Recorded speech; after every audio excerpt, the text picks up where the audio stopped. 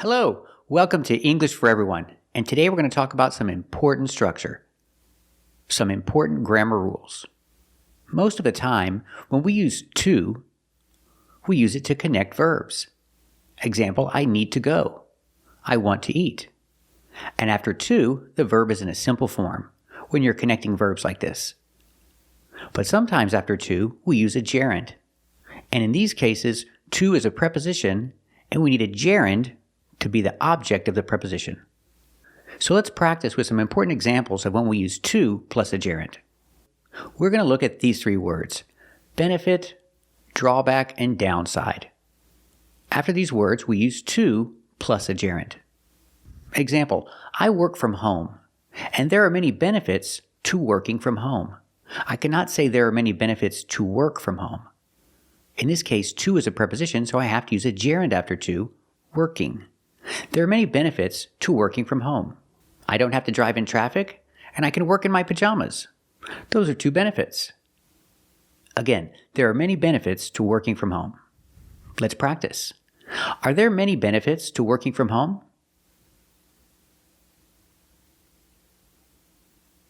That's right, there are many benefits to working from home. So benefits are good things. Now let's talk about bad things. When you talk about bad things or bad aspects of something, we use downsides or drawbacks.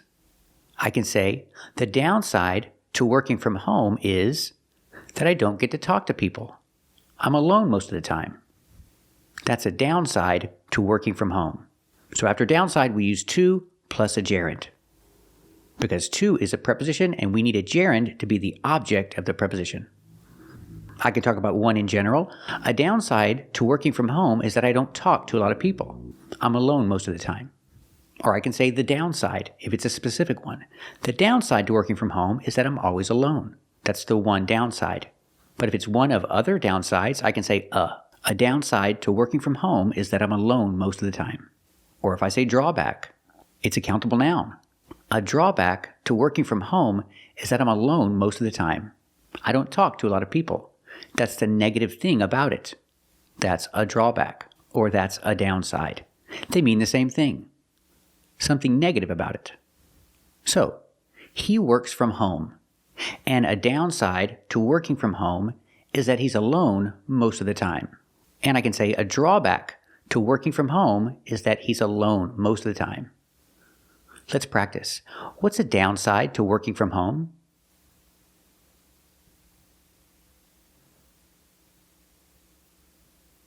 That's right. A downside to working from home is that he's alone most of the time. Let's practice with drawback. What's a drawback to working from home? That's right. A drawback to working from home is that he's alone most of the time. He doesn't talk to people. Like me. So remember, when you say benefit or benefits to, use a gerund. When you talk about a downside or the downside to, use a gerund after to. Also drawback. A drawback or the drawback to plus a gerund. These are all special words. And keep watching to learn and practice with more special words and expressions where we use to plus a gerund. Today we're going to talk about prepositions and gerunds. Let's get started. Which sentence is correct? There is an advantage of living in a big city. Or, there is an advantage to living in a big city. Both sentences are correct. Of and to are prepositions. You can say there is an advantage of or there is an advantage to. But remember, prepositions in English are followed by gerunds. We have to say, there is an advantage of living, or there is an advantage to living. Sure is an advantage to having worked with someone, isn't it, Nick? Well, there's an advantage to having a losing season. Enjoy your... The advantage of being raised in the West and educated by a woman from the East. That's the advantage of being a fighter pilot. Both prepositions are correct. That's right. To can be a preposition sometimes, but remember to use a gerund after it. So remember, prepositions in English are followed by gerunds. For example, I'm good at playing soccer. I'm interested in learning English. I'm excited about traveling. I'm tired of working so much. Let's look at some more examples of using a gerund after to. To be open to. You can say, I'm open to new ideas. You can use a noun. Or if you want to use a verb, remember to use the ing form. For example, he is open to doing more research. Let's practice. Is he open to doing more research? That's right. He is open to doing more research.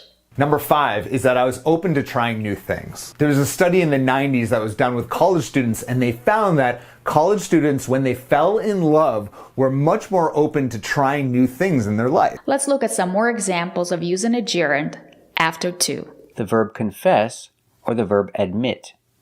You confess to something. If you use a verb, it's in a gerund. You confess to doing something. Or if you admit to doing something. Example, he confessed. He confessed to the crime. We use the preposition to after confess. He confessed to the crime. He said that he did it. He said that he committed the crime, so he confessed to the crime. So you can say, he confessed to stealing the money. I cannot say he confessed to steal. I have to use a gerund with ing because confess is special. We say he confessed to stealing the money. You can also change the structure. You can say he confessed that he stole the money. This is also correct. But if you say he confessed to, you have to use a gerund. He confessed to stealing the money. He confessed to committing the crime. Another example, the boy broke the window. When his mother asked him what happened, he admitted that he broke the window. So you can say he admitted to breaking the window. So if you use admit after to, use a gerund because admit is special too. He admitted to breaking the window. If you use confess, you can say he confessed to breaking the window. He said he did it. The boy broke the mirror. And when his parents asked if he broke the mirror, he said yes. He said he broke the mirror. So he admitted. He admitted it.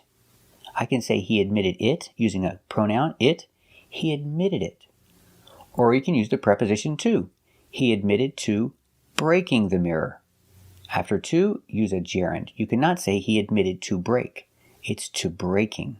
He admitted to breaking the mirror. He said he did it. He admitted it. Or you can say confess. He confessed to breaking the mirror. He said that he did it. The boy cheated on his test. And when his teacher asked him if he cheated or not, he said yes, he cheated on the test. So he admitted to cheating. After to, use a gerund. He admitted to cheating on the test. Or if it's more serious, you can say confess. He confessed to cheating on the test. He confessed that he did it. Let's practice. Did he confess to the crime? Yes, he confessed to the crime. Did he confess to the crime? That's right, he confessed to the crime. Did he confess to stealing the money? Yes, he confessed to stealing the money. Did he confess to stealing the money? That's right, he confessed to stealing the money. Let's practice. Did he break the window? Yes, he broke the window. Did he break the window? That's right, he broke the window. How do you know he broke the window? He admitted to breaking the window. Did he admit to breaking the window? That's right, he admitted to breaking the window. Very good. Let's practice. Did he break the mirror? Yes, he broke the mirror. Did he break the mirror too? That's right, he broke the mirror. Did he confess to breaking the mirror? Yes, he confessed to breaking the mirror. Did he confess to breaking the mirror? That's right, he confessed to breaking the mirror. Let's practice. Did he cheat on the exam? Yes, he cheated on the exam. Did he cheat on the exam? That's right, he cheated on the exam. Did he confess to cheating? Yes, he confessed to cheating. Did he confess to cheating on the exam? That's right, he confessed to cheating on the exam. Let's practice. Did he admit to cheating on the test? Yes, he admitted to cheating on the test. Did he admit to cheating on the test? That's right, he admitted to cheating on the test. Very good. Our next examples express a formal disagreement. In formal situations, if you really disagree, you can say, I object, or I am opposed. So if you say object to, use a gerund, not a simple verb. I object to doing that, or I am opposed. I am opposed to doing that. Use a gerund after to. Example, my children always ask for candy. They always want candy, but I think it's unhealthy. I object to giving a lot of sweets to children. I think it's wrong, so I use object. I object to giving children a lot of sweets. I think it's wrong. Example, there's a husband and wife, and the wife wants to go to an expensive restaurant for her birthday, but the husband says no. He objects to paying more than $100 for one meal. He thinks it's wrong. He objects to paying that much for one meal. He objects to paying more than $100 for one meal. He thinks it's wrong. Example, some Republicans are opposed to high taxes. They don't like high taxes. They think it's wrong. So they're opposed to pay? We can't say pay. We have to use a gerund. They are opposed to paying high taxes. Some Democrats are opposed to cutting taxes. They're opposed to cutting taxes for the rich. They think the rich people should pay their taxes. Or they should pay more taxes. But they shouldn't pay less taxes. So they are opposed to cutting taxes for the rich. They don't want to cut taxes for the rich. Old people, or as we call them, seniors are opposed to cutting Medicare. They like Medicare. They want to keep their Medicare. They don't want to cut their Medicare. They don't want to cut their Medicare, so they're opposed to cutting Medicare. That is, they're opposed to cutting health care for seniors. So they're opposed to cutting health care for seniors. They want to keep their health care benefits. They don't want to lose them. So they're opposed to cutting health care for seniors. Let's practice. Do you object to giving children a lot of sweets? Yes, I object to giving children a lot of sweets. Does she object to giving children a lot of sweets? That's right, she objects to giving children a lot of sweets. She thinks it's wrong. Let's practice. Does he object to spending more than $100 on one meal? Yes, he objects to spending more than $100 on one meal. Does he object to spending more than $100 on one meal? That's right, he objects to spending more than $100 on one meal. Very good. Let's practice. Are Republicans opposed to raising taxes? Yes, Republicans are opposed to raising taxes. Are Republicans opposed to raising taxes? That's right, Republicans are opposed to raising taxes. Let's practice. Are Democrats opposed to cutting taxes for the rich? Yes, they're opposed to cutting taxes for the rich. Are Democrats opposed to cutting taxes for the rich? That's right, they're opposed to cutting taxes for the rich. They think it's wrong. Let's practice. Are they opposed to cutting health care for seniors? Yes, they're opposed to cutting health care for seniors. Are they opposed to cutting health care for seniors? That's right, they're opposed to cutting health care for seniors. They think it's wrong. I'm determined to learn English. I am determined to learn. We use to plus a simple action. Well, what about committed? You can say, I am committed. To learn English is not correct. We cannot say, I am committed to learn English. We have to use a gerund in this case. I am committed to learning English. Example, this is the Salvation Army. The people who work at the Salvation Army are committed to their job. They help the poor. They cook for them every day. They will never stop. They are very committed to their job. What if I use an action? They are committed to help the poor? It's not correct. They are committed to helping the poor. After committed to, we have to use a gerund with ing. They are committed to helping the poor. They are committed to helping the homeless. Another example. This girl is working hard. She is committed to her schoolwork. If I use an action, a verb, she is committed to studying. She is committed to learning English. Let's practice. Let's talk about the Salvation Army. Are they committed to helping the poor? Yeah, they're committed to helping the poor. Are they committed to helping the poor? That's right. They are committed to helping the poor. Are they committed to helping the homeless? Yeah, they're committed to helping the homeless. Are they committed to helping the homeless? That's right. They are committed to helping the homeless. Very good. Let's practice. Are you committed to teaching English? Yeah, I'm committed to teaching English. Is she committed to teaching English? Very good. What about you? Are you committed to learning English? Very good. You can say committed or you can say dedicated. Dedicated implies a little more caring, but it's the same idea. So I can say they are dedicated to helping the poor, or they are dedicated to helping the homeless. I'm dedicated to teaching English. Are you dedicated to learning English? Very good. Let's practice. Are they dedicated to helping the poor? Yeah, they are dedicated to helping the poor. Are they dedicated to helping the poor? That's right. They are dedicated to helping the poor. Are they dedicated to helping the homeless? Yeah, they are dedicated to helping the homeless. Are they dedicated to helping the homeless? That's right. They're dedicated to helping the homeless. Let's practice. Are you dedicated to teaching English? Yeah, I'm dedicated to teaching English. Is she dedicated to teaching English? That's right. She's dedicated to teaching English. What about you? Are you dedicated to learning English?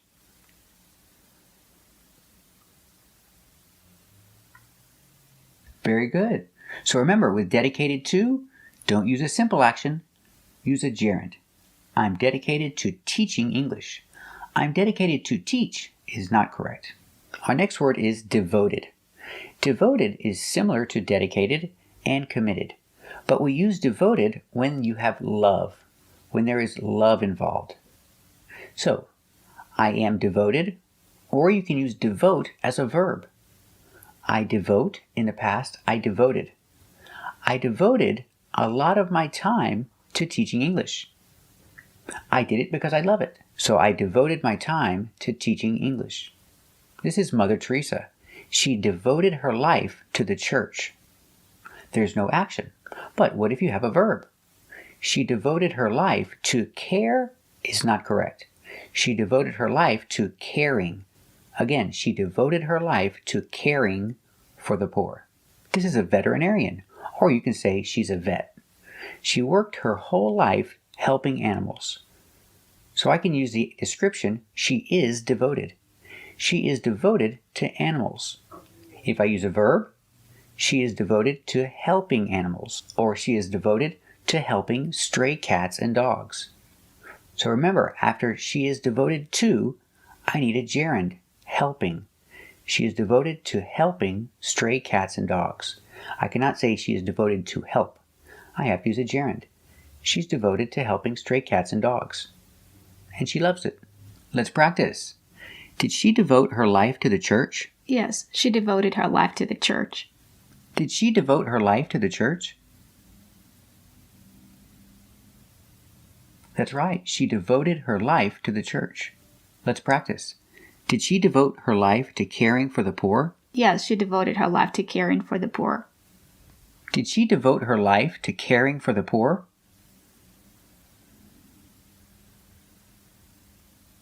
Very good. She devoted her life to caring for the poor. Let's practice. Is she devoted to the animals in the shelter? Yes, she's devoted to the animals in the shelter. Is she devoted to the animals in the shelter?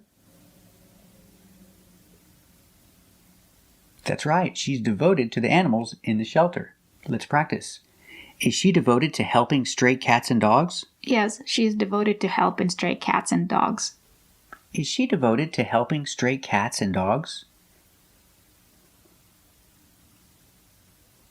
That's right. She's devoted to helping stray cats and dogs. Very good. So remember these three important words: committed, dedicated, and devoted. I am committed to teaching, I'm dedicated to teaching, and I am devoted to teaching. Always use a gerund with these words. Our next expression is get around to. With get around to, we're going to use a gerund after to. Get around to means you're going to do it later. It's on your list of things to do, and you're going to do it later. It's the last thing on your list of things to do. I'm not going to clean the kitchen today. I'll get around to it tomorrow. I can use it. I'll get around to it. I'll get around to it tomorrow. But what if I use the action clean? I need to use it in a gerund form. I'll get around to cleaning the kitchen tomorrow. Sometime tomorrow. I'll get around to cleaning the kitchen sometime tomorrow. Or maybe it was on your list of things to do, but you didn't do it. We can use this expression. I didn't get around to it. Or I never got around to it. Changing get to the past, got. I never got around to it.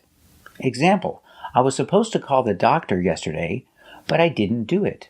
It was on my list of things to do, but I didn't do it. I never got around to it. If I use the action call, I use it in a gerund. I never got around to calling the doctor. I was busy and I forgot. I never got around to it. Again, you can use it as a substitution. I never got around to it. Let's practice. When are you going to get around to cleaning the kitchen? I'll get around to cleaning the kitchen sometime tomorrow. When is she going to get around to cleaning the kitchen? That's right. She'll get around to cleaning the kitchen sometime tomorrow. Very good. Let's practice. What happened yesterday? Did you ever get around to calling the doctor? No, I never got around to calling the doctor. Did she ever get around to calling the doctor yesterday? That's right. She never got around to calling the doctor. Very good. Another very common expression, used to. But not used to like I used to live in Mexico, but now I live in the United States. This is a different used to. This is be used to. I need the action be. Example, I am used to, you are used to, and he is used to. Example, he is from Mexico, but now he lives in Chicago. And the weather is very different in Chicago. It's not normal for him. It's not regular for him. He doesn't like it. He's not used to the weather in Chicago. He's not used to the cold weather. So we see with this used to, I need the action he is. He is not used to the cold weather in Chicago. He's used to the warm weather in Mexico. So he needs to go through a process, little by little. To express this process, we say get. So he needs to get used to the cold weather. Little by little, he will get used to the cold weather. Also, pronunciation. We don't say used to, we say used to.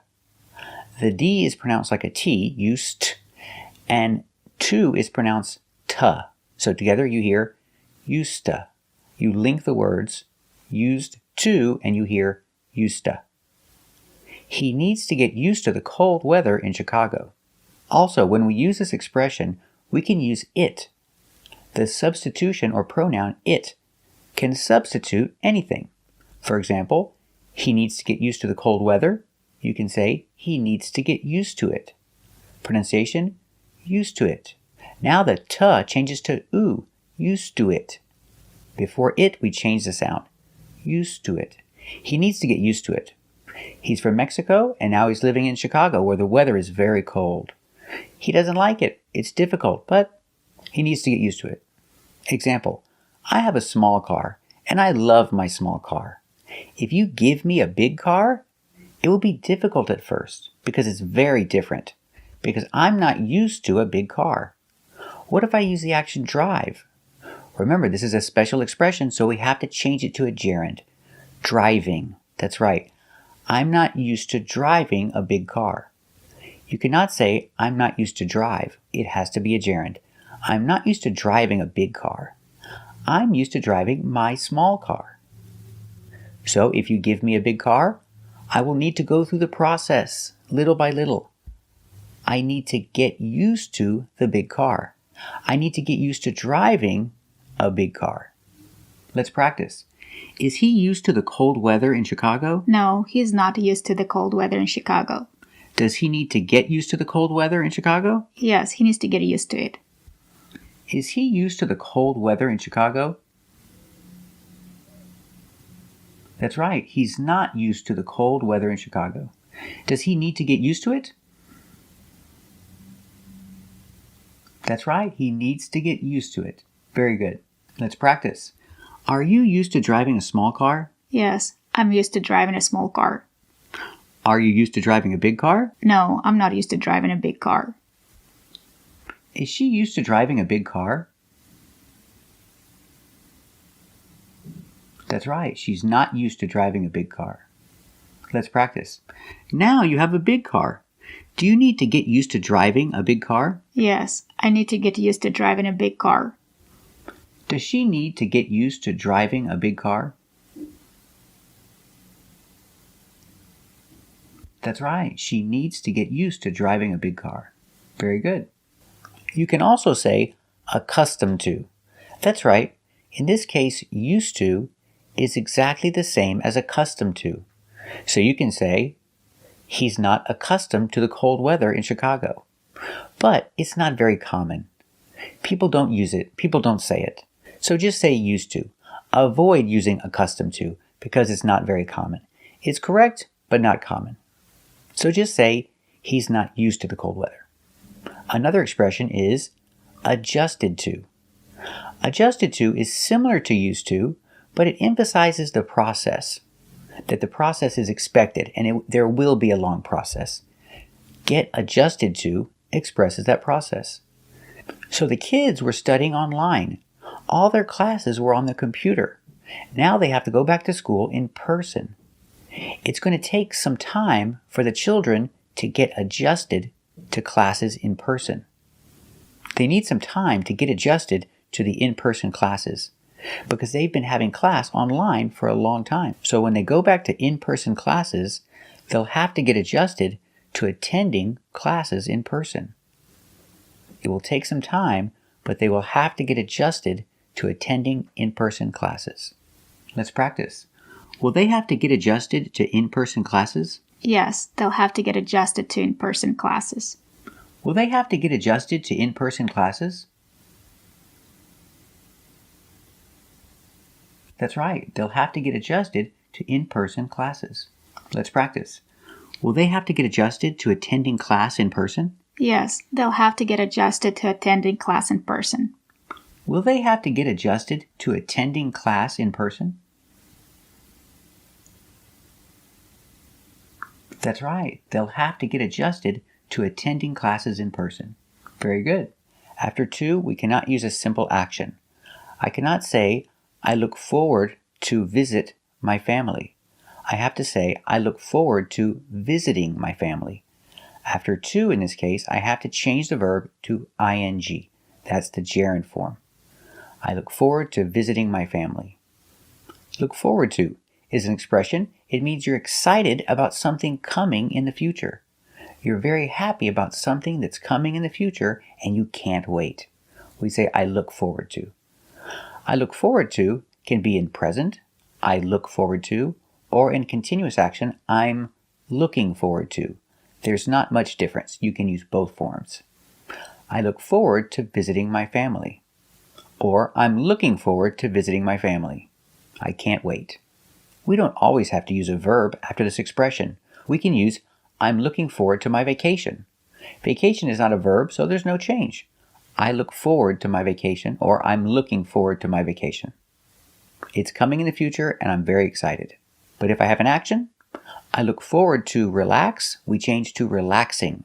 I look forward to relaxing on the beach. And my kids, they're looking forward to swimming in the ocean. Remember, not swim, but swimming. They're looking forward to swimming in the ocean. Let's practice. Are you looking forward to visiting your family next month? Yeah, I'm looking forward to visiting my family next month.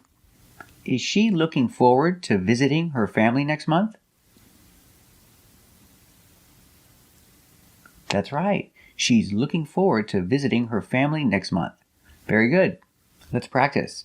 Are you going on vacation next month? Yeah, I'm going on vacation next month. And what do you look forward to? I'm looking forward to relaxing on the beach. Is she going on vacation next month? That's right. She's going on vacation next month. And what does she look forward to? That's right. She looks forward to relaxing on the beach. And what about your kids? What are they looking forward to? They're looking forward to swimming in the ocean. And what about her kids? What are they looking forward to? That's right. They're looking forward to swimming in the ocean. Very good. We saw the expression look forward to. I look forward to resting on my vacation. I look forward to relaxing on my vacation. Also, get around to. I'm not going to clean the kitchen today.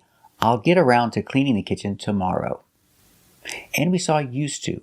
We can use the action be, I am not used to the cold weather, and the action get, I need to get used to the cold weather. And remember, if you use an action, it's a gerund. I need to get used to driving a big car. And we saw adjusted to. If something is going to take time, they need to get adjusted to attending classes in person. And also we learned to avoid accustomed to. It's not very common. Use used to. What is the secret to learning a second language? After to, the secret to, I have to use a gerund. What's the secret to learning a second language? Let's practice. What is the secret to learning a second language?